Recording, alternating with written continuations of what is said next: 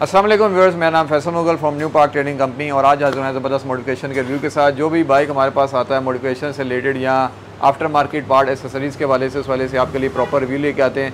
तो ये आज हमारे पास बाइक मौजूद है यामाहा का DX। इस बाइक के अंदर क्या चीज़ें चेंजिंग की हैं, क्या मॉडिफिकेशन है, उसके अंदर आफ्टर मार्केट में क्या एसेसरीज़ लगी हैं, वीडियो में डिस्कस करेंगे। और वीडियो में इसके जो ऑनर हैं बाइक, उनको भी आप जानते हैं काफ़ी अच्छे पॉपुलर यूट्यूबर भी हैं और उन्होंने काफ़ी ज़्यादा इस बाइक के ऊपर टूर भी किए। उनसे भी पूछेंगे उनका कैसा फीडबैक रहा है, स्पेशली DX के वाले से, और बाइक की बिल्ड क्वालिटी के वाले से कैसा एक्सपीरियंस है वो उनसे पूछेंगे। तो वीडियो को एंड तक ज़रूर देखिएगा।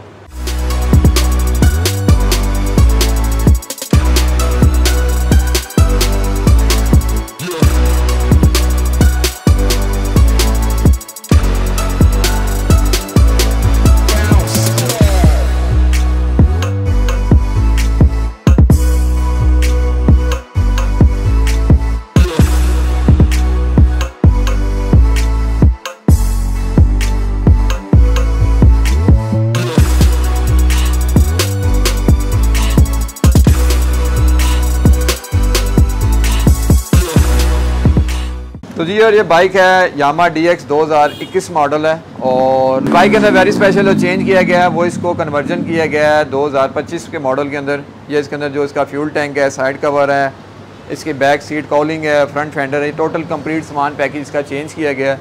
उसकी क्या वजह है वीडियो के एंड में आपको बताएंगे। बाकी जो है बाइक का कोई भी जेन्युइन पार्ट जो जैसा कि इसका सामान आपको चाहिए हो, फ्यूल टैंक, साइड कवर, उस वाले से भी आप हमें इंक्वायरी कर सकते हैं। और जो मॉडल जिस हिसाब से होता है उसके अलावा ऑन डिमांड चीज़ें अवेल हो सकती हैं और सामान इजीली मिल जाता है, जैसा कि यामाहा का पूरा नेटवर्क मौजूद है और कंपनी से इसके जो जेन्युइन पार्ट्स हैं वो भी मिल जाते हैं। बाकी हमारे पास वेरी स्पेशल जो होता है वो इसके आफ्टर मार्केट पार्ट एसेसरीज़ हैं, जैसा कि इसके अंदर बाइक के अंदर जो चेंज किया गया वो भी आपको बताते हैं। फ्रंट के ऊपर जो इसकी लाइट है वो मिनी प्रोजेक्शन लाइट इसके अंदर इंस्टॉल की गई हैं, जिसमें आपको वाइट एंड येलो कम्बिनेशन के साथ लाइट की थ्रो मिल जाती है। इस लाइट की थ्रो काफ़ी अच्छी है और रोड के ऊपर विजिबिलिटी काफ़ी अच्छी मिल जाती है। बाकी इसके ऊपर जो हैंडल बार है वो भी आफ्टर मार्केट में मॉक्सी का इंस्टॉल किया गया है और इसमें हैंडल बार में आप अगर फैट हैंडल बार लगाना चाहें तो वो भी लगा सकते हैं, तो वो भी ऑप्शनल मौजूद है। लेकिन ये मॉक्सी का सेम लाइक जैसे कि जेन्युइन बाइक्स के अंदर जो आती है हैंडल की ग्रिप आपको सेम वैसी मिल जाती है। आफ्टर मार्केट में इसमें CNC बैक व्यू मिरर लगाए गए हैं और फ्रंट एंड बैक के ऊपर जो टायर हैं वो टिम्सन के इंस्टॉल किए गए हैं। इसमें जो DX मॉडल है इसके अंदर फ्रंट के ऊपर 275/18 का टायर लगता है, क्योंकि इसके अंदर जो स्पेस है फेंडर के अंदर और इसकी जो अंदर रिम की स्पेस है वो कम होती है, तो इसके ऊपर 275/18 का लगता है। इसके कंपेरेटिवली अगर आप YBR और YBR-G में लगाएं तो फ्रंट के ऊपर 90/90/18 का टायर सपोर्ट करता है और बैक के ऊपर 100/90/18 या 110 भी लगा सकते हैं। वैसे कंपेटेबल जो है वो 100/90/18 का टायर होता है। बाकी इस बाइक को कंप्लीट जो है PPF रैप किया गया है, जैसे कि हमारे पास बाइक की रैप की फैसिलिटी मौजूद होती है। अब कोई भी बाइक को कस्टमाइज़ रैप करना चाहें तो आप करवा सकते हैं। कस्टमाइज़ रैप या कोई भी आप इसके ऊपर चेंजिंग करना चाहें कलर स्कीम के वाले से, उससे आपको बाइक की जो पेंट की प्रोटेक्शन मिल जाती है। दूसरा स्क्रैचेस से बच जाता है, क्योंकि नॉर्मली बाइक जो है डेली रूटीन में काफ़ी ज़्यादा यूज़ होता है, तो कहीं भी आप खड़ा करें तो अक्सर लोग जो होता है वो बाइक के ऊपर स्क्रैचेस लग जाते हैं, या स्पेशली पार्किंग एरिया में खड़ा हो तो वहाँ पे भी आपकी जो है फ्यूल टैंक या साइड कवर अक्सर ये देखा जाता है कि वो स्क्रैचेस लगते हैं और डैमेज हो जाते हैं।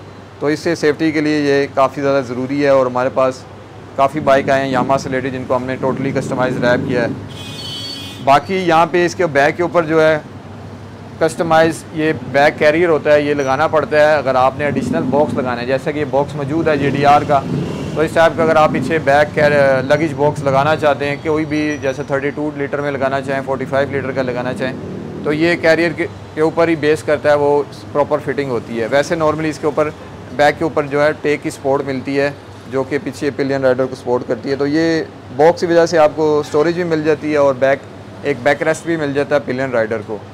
रियर के ऊपर जो इसका टायर लगाया गया है वो भी टिम्सन में है और TS 822 मॉडल है। 100/90/18 जो इसका टायर साइज़ है, और सॉरी 90/90/18 का। बाकी इसमें स्पोर्ट करना चाहें तो 100/90/18 का टायर भी आप लगा सकते हैं।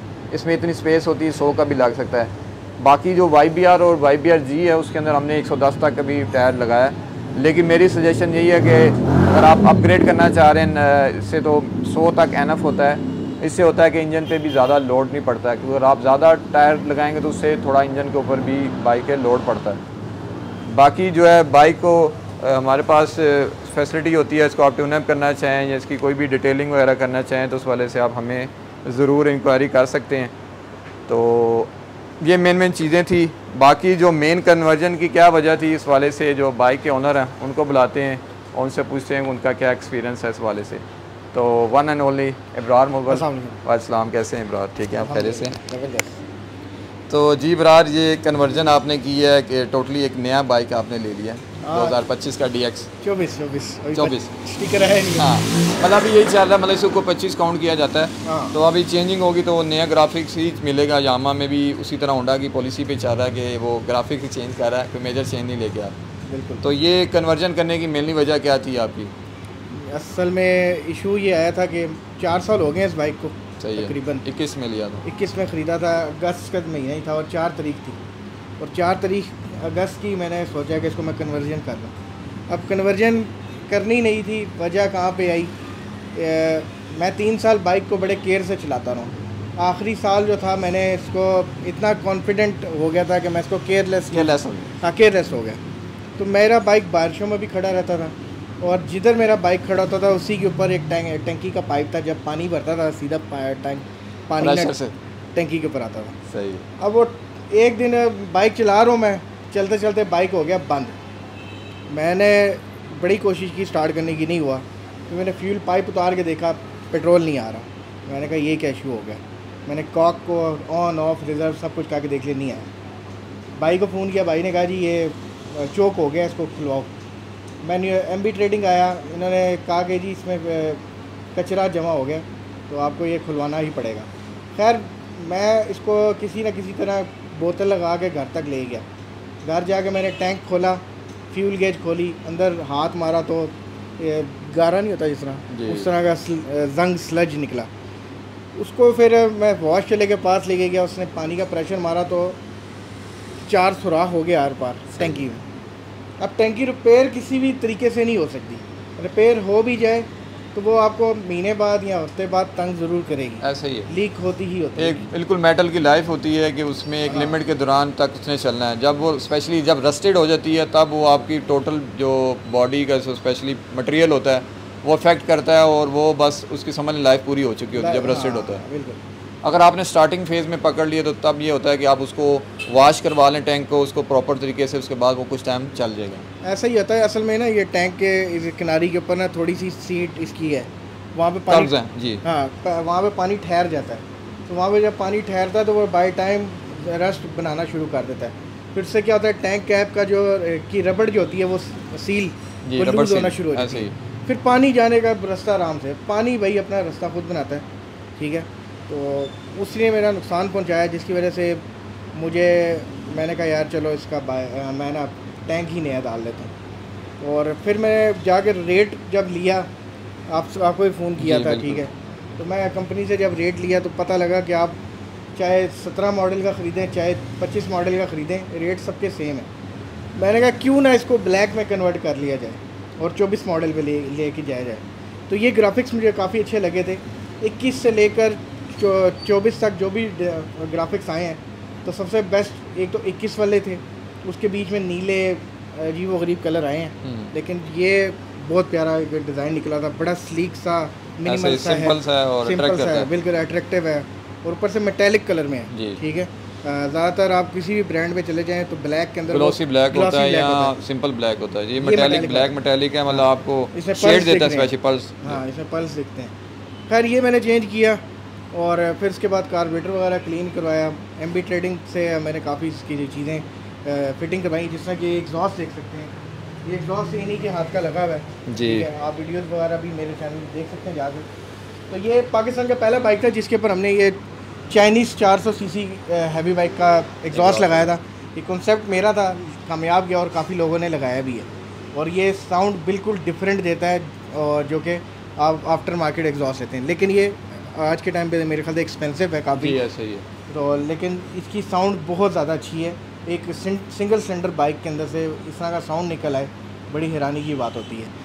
बाकी यही है कि यार कन्वर्जन वगैरह तो मैं करवाता रहूँ। बाकी आपसे न्यू पार्क से जो मैंने चीज़ें ख़रीदी हैं, मैं हमेशा इधर ही आया हूँ। उसकी वजह ये है कि मैं लोकल पार्ट्स की तरफ नहीं जाता, मैं चाइनीज़ की तरफ चला जाता हूँ। इवन कि ये कैरियर भी लगा हुआ है, ये भी चाइनीज़ है, ठीक है। आप ये समझ लें कि अभी जो लोकल है 1000-1200 रुपये के मिल जाते हैं। ये मैंने उस टाइम 2500 रुपये का ख़रीदा था और ये 4 साल हो गए हैं, अभी तक इसको कुछ भी नहीं हुआ। और इसकी फिनिशिंग बताती है, इसकी क्वालिटी बताती है कि ये है पाकिस्तानी लोकल मेड नहीं है। इसी तरह ही लाइट्स इनसे ली, मिरर्स लिए, हैंडल लिया, और भी काफ़ी चीज़ें, हाँ टायर्स टिम्सन्स के यहीं से बाय किए। तो मतलब कि ये चीज़ें मेरी न्यू पार्क से ही जाती हैं। और बाकी अगर कोई छोटा मोटा काम हो जहाँ मैं फंस जाऊँ, फिर वो MB ट्रेडिंग अवेलेबल है। बाकी हम मैकेनिक तो खुद हैं, क्योंकि कार्बोरेटर वगैरह हमने खुद ही क्लीन कर लिया था, लेकिन इन पे भी ट्रस्ट था, जो कि मैं सीधा बाइक जब ख़राब हुआ मैं इधर ही लेके आया था। और रिसेंटली टूर भी आपने इसके ऊपर किया है? टूर्स तो मैं इस पर हर साल करता हूँ, ठीक है। और इस बार मैं बाबू सर तक गया हूँ, व्लॉग देख सकते हैं माशाल्लाह, अल्लाह नज़रों बस से बचाए जी। इसने बड़ा साथ दिया है।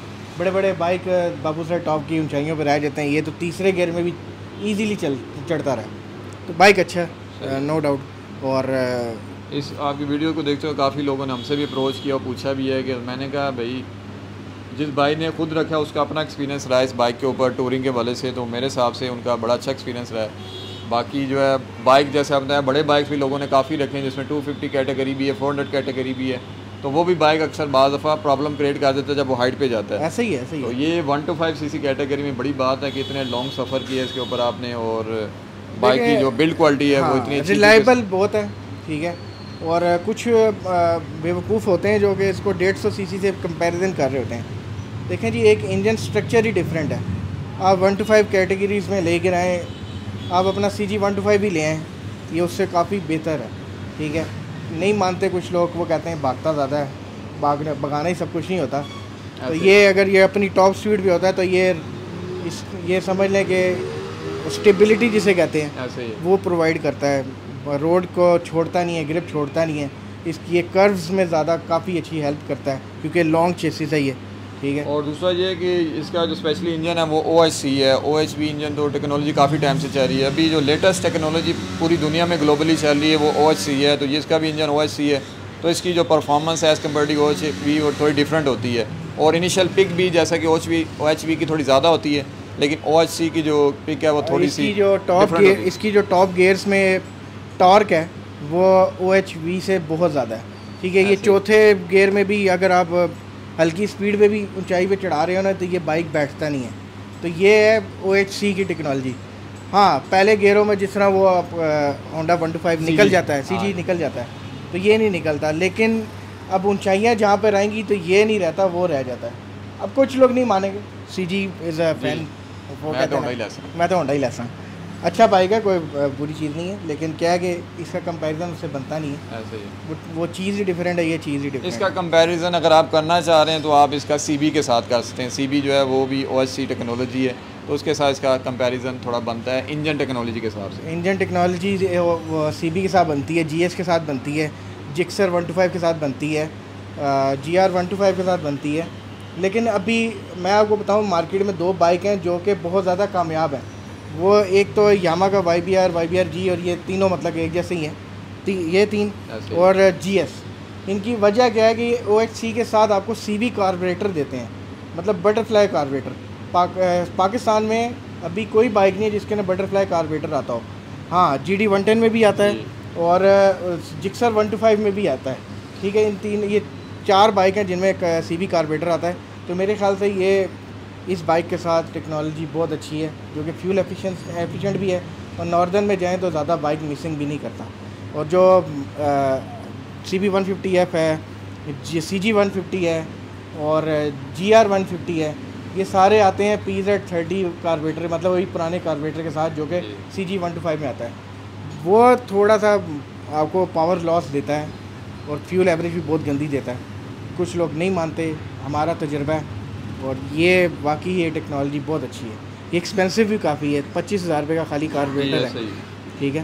तो वो मिल जाता है मेरे ख्याल से 10-12 हज़ार रुपये का। बिल्कुल ऐसे। तो ये चीज़ें मेरा एक्सपीरियंस है, मैं इसलिए कह रहा हूँ। और मैंने इस पर पैसे भी इसलिए लगाए हैं, नहीं तो ये अभी मेरा 45,000 रुपये लग चुका है इसके ऊपर, खाली इन चीज़ों के ऊपर नहीं, इसके PPF भी हुआ है जी। मैंने कार्बोरेटर के अंदर भी क्लीनिंग की है, मीटर भी इसके गरारी डाली है, मैं काफ़ी चीज़ें मैंने इसको वापस 0 मीटर करने की कोशिश की है।